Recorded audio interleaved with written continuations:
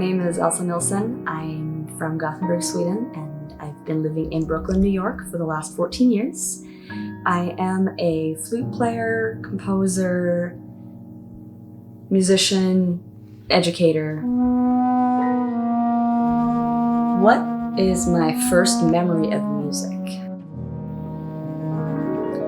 The very first memory of music is my dad putting me on stage in front of a microphone when I was 2 and telling me to sing.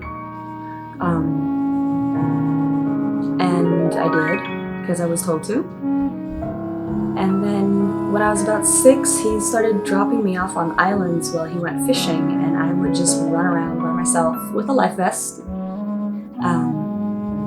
and make up songs.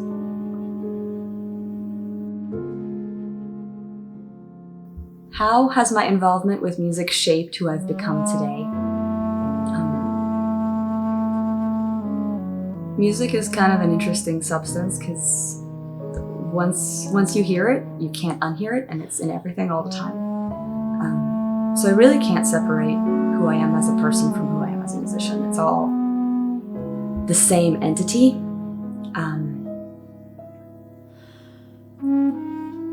And it's an interesting way to experience the world because it turns everything into its own metaphor. It turns everything into this fluid thing where meaning is both abstract and concrete at all times. How do I want people to approach my music? I don't think that's really up to me, how people approach my music. I want them to get to approach it in whatever way is honest and genuine for them. Is one of the beautiful things about any kind of artwork is that we bring ourselves to it. So both from the artist side and the audience side, no matter what you bring, that's what's there. And I would like people to approach my music, I guess, with the freedom of their own self-expression intact, so that they get to be what they need to be in that moment, independent of who I am.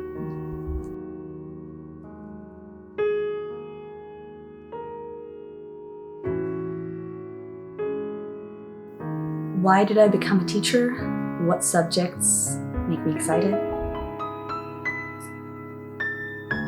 My teachers were some of the most important people in my life, and one of the beautiful things about being part of an art form means that you're part of a tradition, and what you're given, you keep giving. And that's my primary reason for being a teacher, is to give back what I was given as I was coming up. I've had a lot of incredible teachers and mentors who have shown me the importance of the work we do as artists, and I love getting to give that to my students. In terms of what subject, I think it's a fallacy to separate them. It's all music, it's all art, it's all how to be a human in the world, and it's all about how we connect with ourselves and each other in the work that we're here to do. If I could write my own eulogy, what would it say? Yeah, I don't think I can answer that one. I'm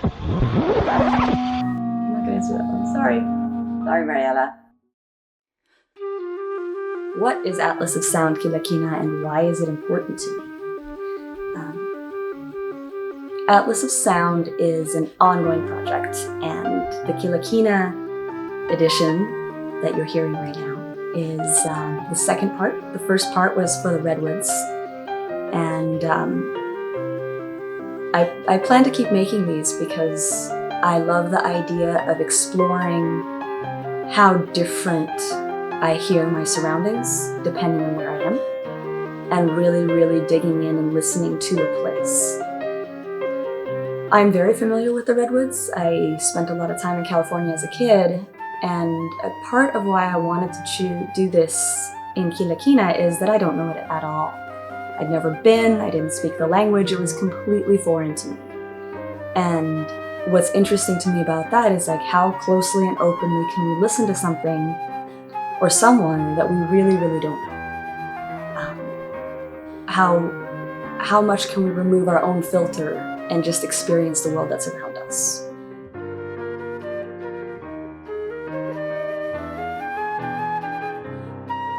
what was my experience like being in South America for the first time during this trip? Experience was wild. I loved it. It was a really beautiful experience, particularly being that foreign.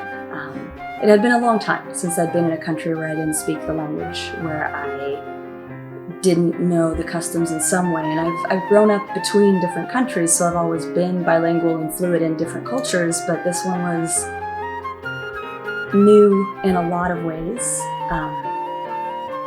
So what I found the most fascinating about that was how much it highlighted the commonalities, how much it highlighted the things that are just human experience. There aren't better words than the things we have in common for this, but that's really, it's a big thing to see the things we have in common even when there's so much on the surface that we don't. A couple of things that really stood out to me was just being in the Southern Hemisphere for the first time. I'm so used to like knowing which way north is and like these kind of details that I was really turned around and really disoriented in South America because the wind was coming from a different direction. Like I kept experiencing everything kind of flipped. Why was it important for me to meet the plants in Quila Quina before writing music? The primary ethos of the Atlas of Sound project is listening to a place and writing the music that comes from that place. Now, I understand and acknowledge that it comes through me. It's my ears, it's my experience. It's not like I'm removed from it. But I do notice that when I'm doing these projects, I write very differently than if I'm at home in Brooklyn in traffic. So I wanted to make sure that before I started writing, I knew what I was writing about, at least on some level. And I was very, very grateful for the guided tour. We spent about 3 hours walking around in not just in the woods, but like up in the mountains and by the lake, and having every plant described in terms of their relationships to each other, in terms of the indigenous population's relationship to the plant, or what they used for medicine, what they used to dye wool, like all of these different things, which trees were best to make artwork with, which trees the goats liked to eat. All of these details really inform how systems work, and that's one of the things that I find really interesting working with Atlas, is looking at systems, looking at relationships, and how they sustain the system. I wanted to see all of these different things play out, and particularly how people who have spent their lives in these places relate to them, so that I could see the connection both with the plants and each other and the people with the world around them.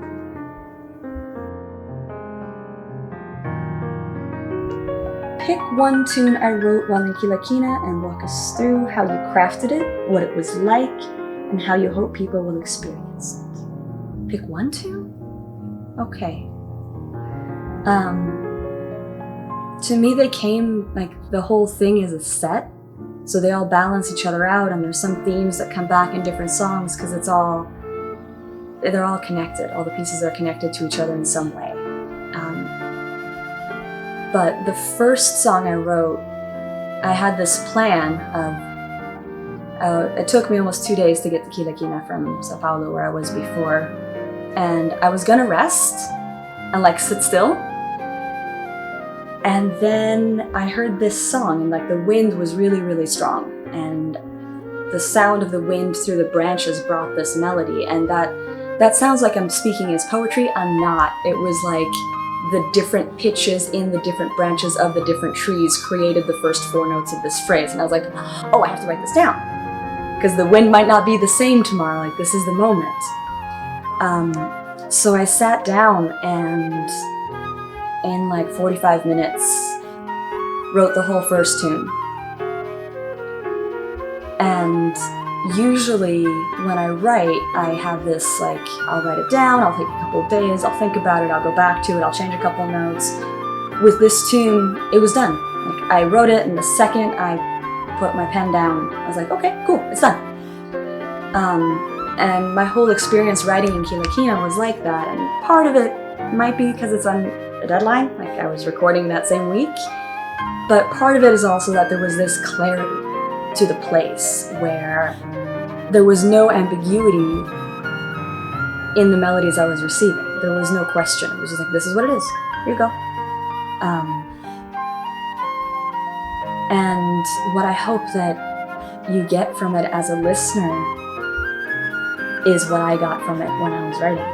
The same, like, just some moments of clarity and the beauty and the peace that that can bring, even in tumultuous times. What was my favorite part of the artist residency? The whole experience had this, like, alternate dimension texture around it.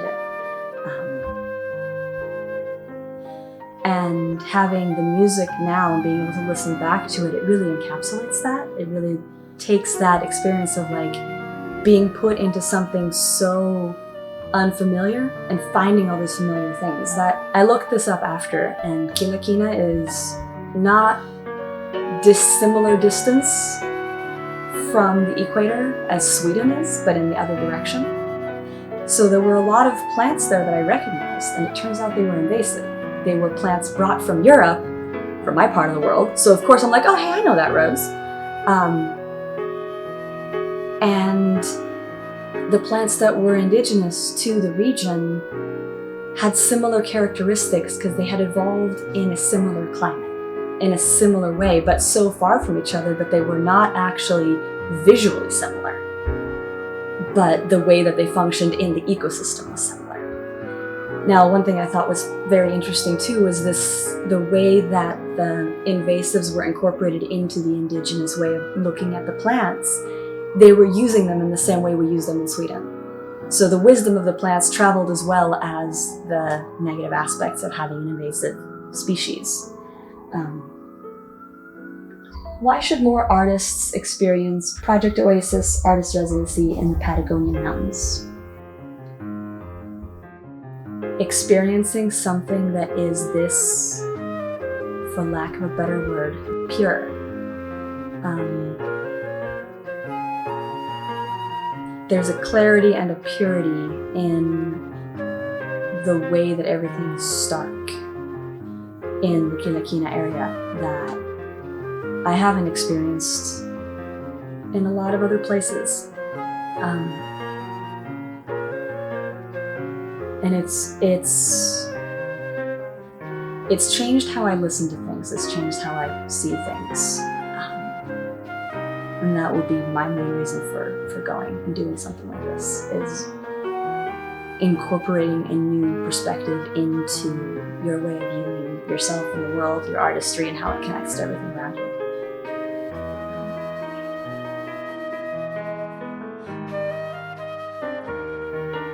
How can we all experience music as medicine and as a positive force for good? In the end, I think it all comes down to listening. We all understand how to listen to music, but it's a practice, like the act of listening. Again, it connects, right? When we practice listening to music, we practice listening to each other, we practice listening to ourselves, we deepen our sense of listening. And I think that is where the medicine in everything is understanding the boundary between yourself and the world around you, but also understanding how to cross that boundary.